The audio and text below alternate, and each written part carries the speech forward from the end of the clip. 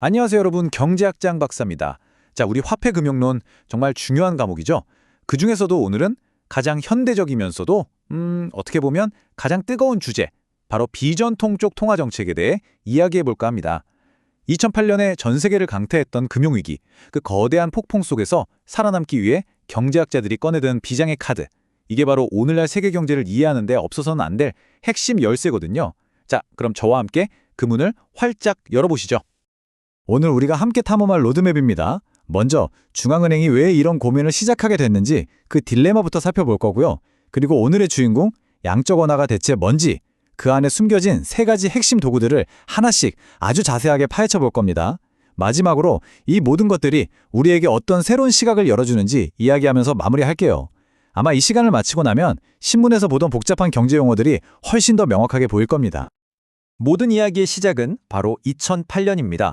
전 세계를 공포로 몰아넣었던 글로벌 금융 위기, 말 그대로 금융 시스템 전체가 붕괴하기 직전까지 갔었죠.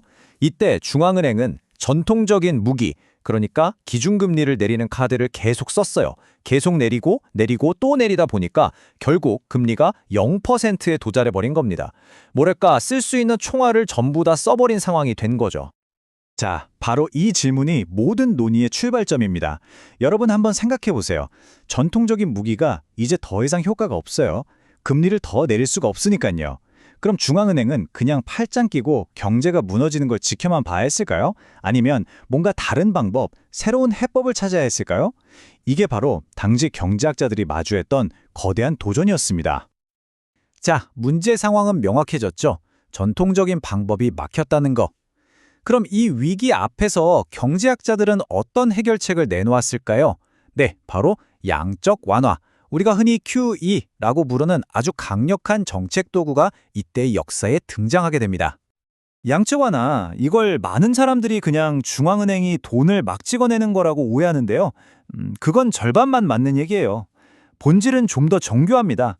핵심은 바로 중앙은행의 재무상태표, 다른 말로 대차대조표를 직접 건드리는 거예요. 그러니까 자산을 막 사들여서 대차대조표의 규모 자체를 엄청나게 키우거나 아니면 보유하고 있는 자산의 구성을 바꿔서 시장금리에 직접적으로 영향을 미치는 훨씬 더 전략적인 접근법이라고 할 수 있죠. 그래서 진짜 중요한 포인트는 양적 완화가 그냥 단 하나의 정책이 아니라는 겁니다. 마치 여러 가지 공구가 담겨있는 툴킷 같은 거예요. 당시 연준은 상황에 맞춰서 이 툴킷에서 세 가지 다른 도구를 꺼내 들었습니다. 자, 그럼 지금부터 그 도구들을 하나씩 자세히 들여다보겠습니다. 첫 번째 도구는요, 말 그대로 소방수 역할입니다.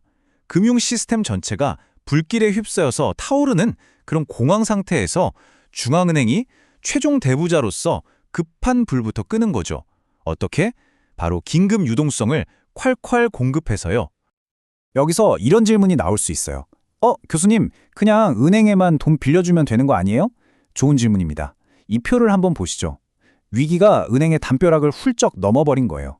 기업들이 급전을 마련하는 기업보험 시장, 머니마켓 펀드 시장까지 돈의 흐름, 그러니까 혈액순환 자체가 완전히 멈춰버린 거죠. 그래서 연준은 이 각각의 시장에 직접 뛰어들어서 막힌 혈관을 하나하나 뚫어줘야만 했던 겁니다. 그런데 아주 흥미로운 심리적인 장벽이 하나 있었어요. 바로 낙인 효과라는 건데요. 이게 뭐냐면 중앙은행 공식 창고에 가서 돈을 빌리는 것 자체가 우리 회사 지금 매우 어렵습니다 라고 동네방네 광고하는 꼴이 될까봐 정작 돈이 급한 금융기관들이 대출받기를 꺼렸다는 거예요. 참 아이러니하죠? 그래서 연준이 아주 영리한 방법을 씁니다. 누가 돈을 빌려가는지 모르게 익명으로 자금을 지원하는 경매 방식을 도입한 거죠. 자, 급한 불은 껐습니다. 긴급 수혈로 일단 시스템 붕괴는 막았어요. 그 다음은 뭘까요? 이제 본격적으로 경제 활력을 불어넣기 위해서 훨씬 더 강력한 카드를 꺼내듭니다. 바로 두 번째 도구, 대규모 자산 매입, LSAP입니다.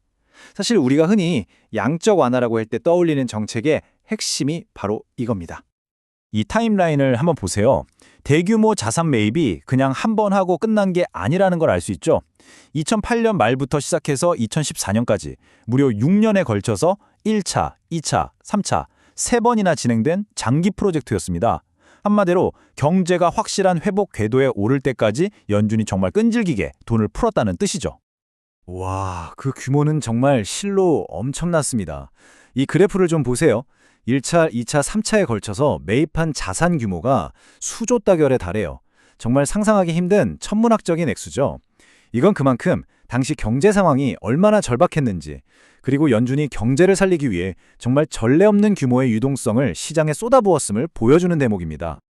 아니, 근데 교수님, 중앙은행이 채권을 사는 거랑 우리 실물 경제랑 도대체 무슨 상관이에요? 라고 물을 수 있죠. 아주 좋은 질문입니다. 그 원리가 바로 포트폴리오 균형 효과라는 건데요. 자, 쉽게 설명해 드릴게요. 연준이 시장에 있는 안전자산, 그러니까 국채 같은 걸 대량으로 사들여요. 그럼 국채를 팔았던 투자자들 손에는 뭐가 남죠? 그렇죠. 현금이 남습니다. 그럼 이 사람들이 그 돈을 그냥 금고에 넣어둘까요? 아닐 겁니다. 더 높은 수익을 찾아서 회사채나 주식 같은 조금 더 위험하지만 수익률이 높은 자산으로 눈을 돌리게 되겠죠. 바로 이 과정에서 기업들의 자금 조달 비용이 낮아지고 그게 결국 투자와 고용 확대로 이어지는 선순환을 만들어내는 겁니다. 자, 이제 마지막 세 번째 도구입니다.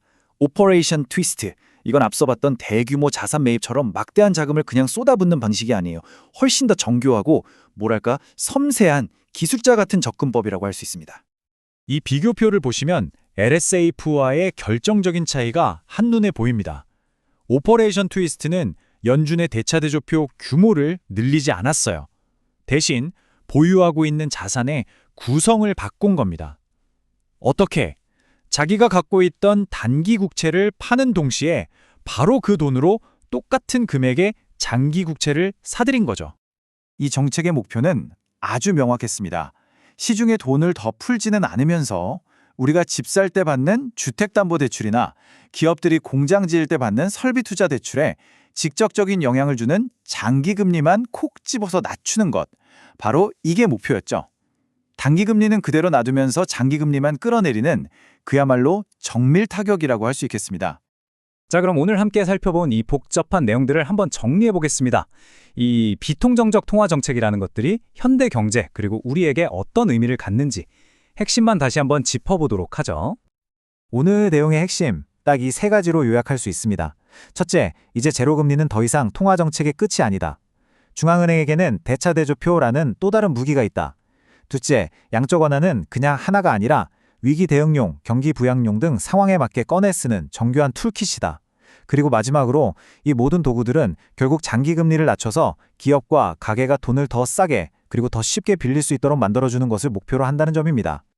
오늘 다룬 내용들 솔직히 쉽지 않았죠. 머리 좀 아팠을 겁니다. 하지만 여러분, 이 개념들을 이해했다는 건요, 우리가 매일 보는 경제 뉴스와 이 세상이 돌아가는 거대한 흐름을 훨씬 더 깊이 있게 통찰할 수 있는 말 그대로 새로운 눈을 갖게 됐다는 뜻입니다. 화폐금융론이 때로는 너무 어렵고 복잡하게 느껴질 수 있어요. 그래도 절대 포기하지 마세요. 세상을 움직이는 보이지 않는 힘을 이해하게 해주는 여러분만의 가장 강력한 도구가 되어줄 테니까요.